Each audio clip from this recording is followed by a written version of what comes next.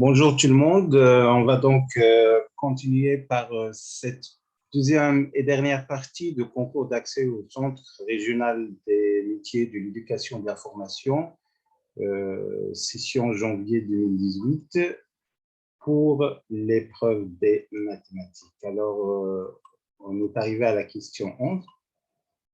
Donc, voici l'énoncé. On note à l'ensemble A des réels tels que x carré plus x plus 1, tel que sinus x égale à x carré plus x plus 1.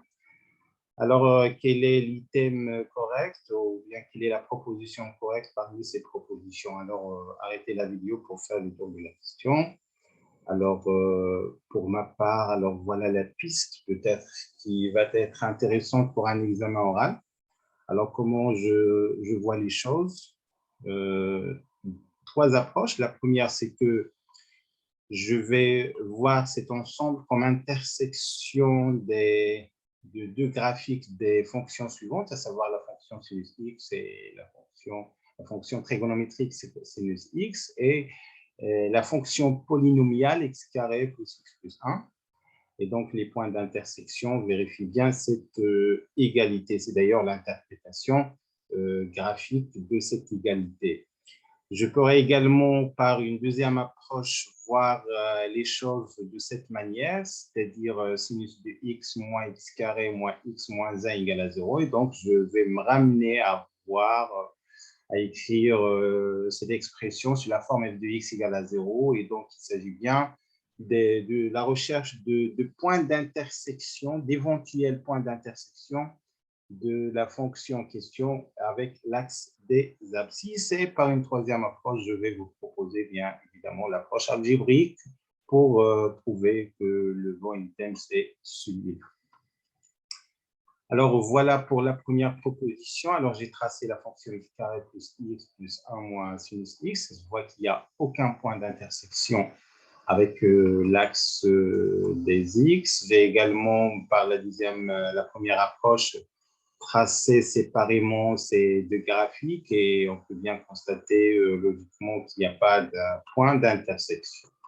Et finalement, voilà ce que je vous propose, puisque sinus x, il est compris entre moins 1 et 1. Donc, cette expression, elle est comprise entre moins 1 et 1. Et ceci pourrait se traduire par une implication logiquement par l'écriture est. Donc, je vous rappelle que delta compris entre moins 1 et 1, ça veut dire que delta est supérieur ou égal à moins 1 et ce « et » là se transforme, se traduit par une intersection d'intervalles. Donc, je vous laisse voir. Et finalement, il s'agit d'un trinôme du second degré dont ce n'est pas nécessaire même de calculer le discriminant parce que je peux factoriser par x. Et donc, ça va me donner une expression de la forme x facteur de x moins 1. Donc, ça se voit que les racines réelles distinctes sont bien 0 et 1. Et donc, pour le signe de cette expression, je pourrais bien placer le 0 et puis le 1. Attention, ce n'est pas moins 1, mais c'est plus 1. Et donc, c'est moins 1, la première racine, et puis la deuxième racine.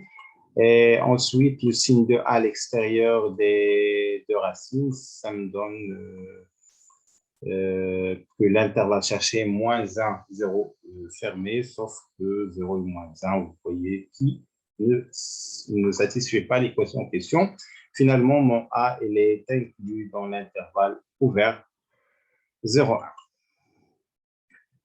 Pour cette question, alors on se donne une équation différentielle et puis la question nous demande de trouver l'équation cartésienne d'une tangente de la fonction en question, de l'unique fonction d'ailleurs, qui vérifie f de 1 égale à y 0.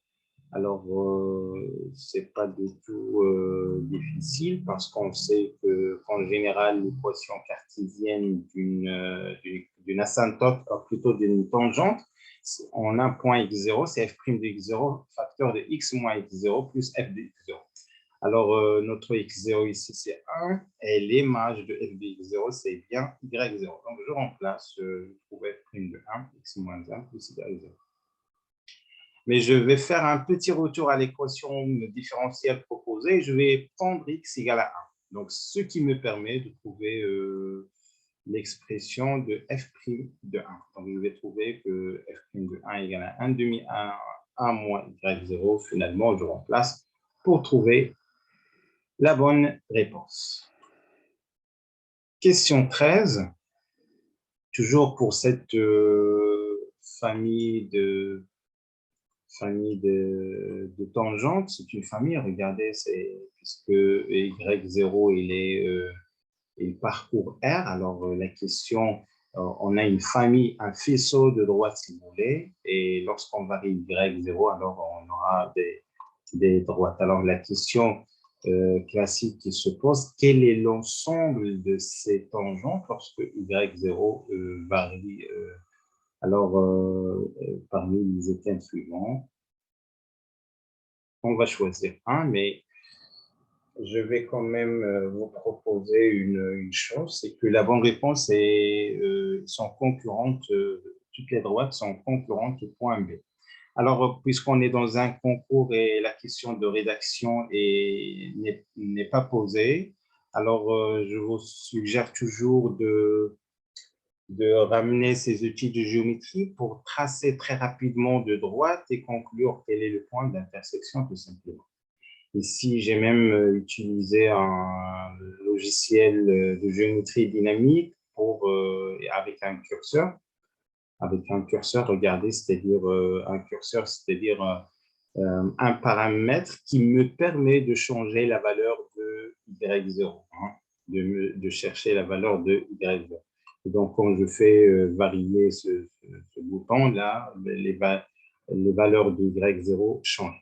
Pourquoi cette explication? Parce que vous aurez le jour de l'examen oral, par exemple, quel est le logiciel que vous pouvez utiliser dans une science de mathématiques. Voici un exemple. Un logiciel, ça s'appelle un logiciel de géométrie dynamique, par exemple GeoGebra, par exemple, ou bien Cabri 2 plus. Alors, regardez la première droite et regardez également c'est la géométrie dynamique. Pardon. Regardez aussi une deuxième droite, troisième droite, mais pour chacune des y0. Mais je pourrais bien constater, regardez, que ce point fixe, il est d'abscisse de 1 demi.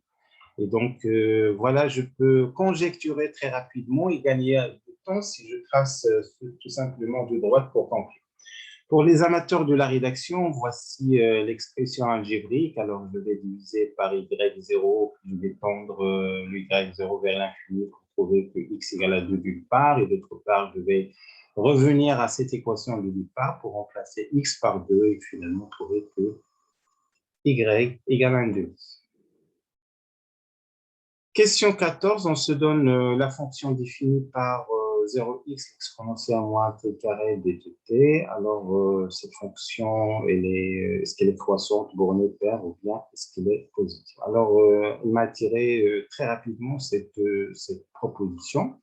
Et on sait que si l'expression qui se trouve à l'intérieur du symbole intégral, elle est positive, alors l'intégrale, elle est positive. Donc voilà. De plus, pour cette intégrale, alors elle est classique, je pense que c'est l'intégrale de Gauss.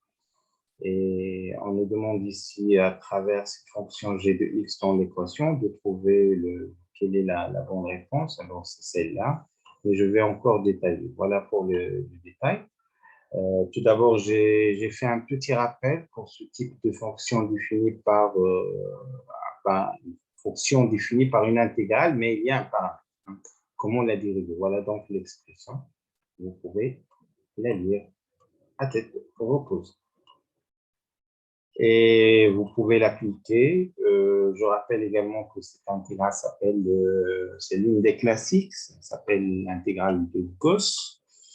Et donc, on pourrait bien trouver que, tout d'abord, que la dérivée, c'est moins 2f' f de x, celle-là. Voilà donc la réponse, soigneusement écrite. Hein.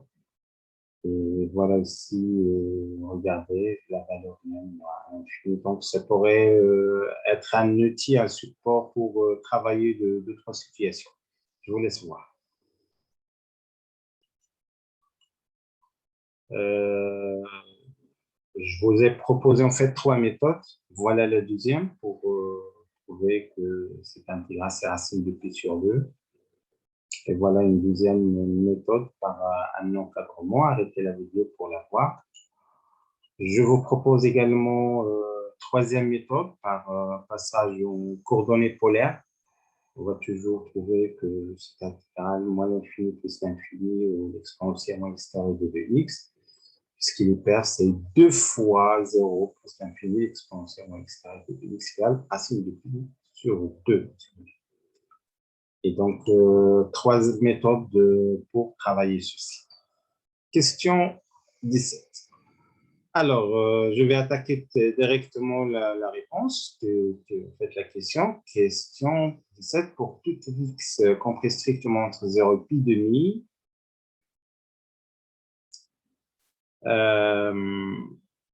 quel est le bon item? Alors, d'habitude, je ne me casse pas la tête par la recherche vraiment quelle est la bonne formule parce que c'est coûteux au niveau du temps.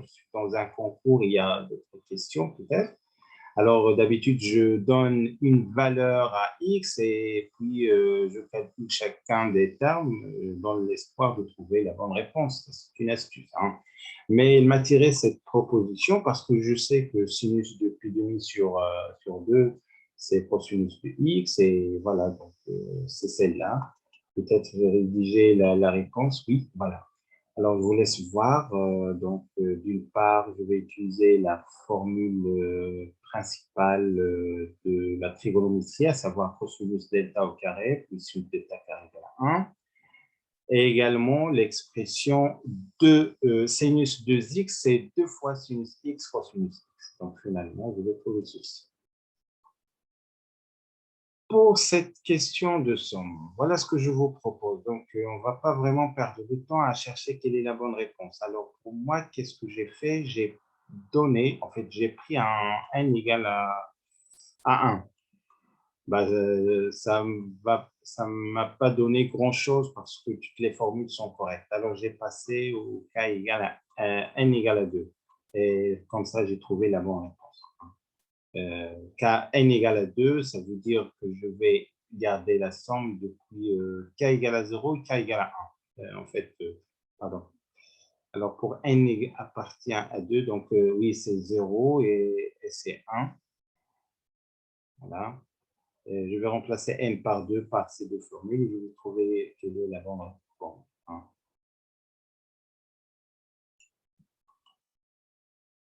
Autre question, soit j'ai la fonction définie par 1 sur sin carré de x moins 1 sur x carré parmi les assertions suivantes. Quelle est la...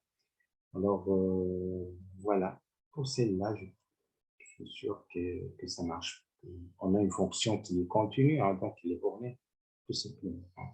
Donc, sans se donner la peine de chercher les limites du voisinage de 0. Hein. Donc, ça, c'est un résultat qui est immédiat, qui saute à la tête. Donc, je pourrais bien choisir cette fonction continue sur un intervalle. Elle est donc, voilà. Voilà donc pour la limite du point 0, j'ai même tracé cette fonction. Ça montre quoi ceci? Voilà, ça montre que la fonction au point 0, elle admet une limite et qu'elle est aussi prolongeable par 0. Regardez. C'est la courbe représentative, on a l'image de 0. Raison de plus. Attention, ce n'est pas difficile de tracer les courbes. Et la dernière question, en majorant cette expression, montrez ceci. Alors, ce sont des classiques des mathématiques. Alors, ce que je vous propose pour ces séries, utiliser le lemme de Lebesgue, pardon, et donc avoir ce résultat dans la tête, hein, sigma de n égale à 1, l'infini sur n carré égale pi carré sur 6. Donc, il faut avoir ces résultats par cœur, ce sont très pratiques. Pour ceux et celles qui veulent voir la démonstration à tête reposée, voilà ce que je propose. Voilà donc la suite. Voilà. Donc, merci de votre attention. Je signale que l'épreuve de la didactique des mathématiques est également disponible avec corrigé détaillé sur la même chaîne. Merci de votre attention. Très bonne continuation.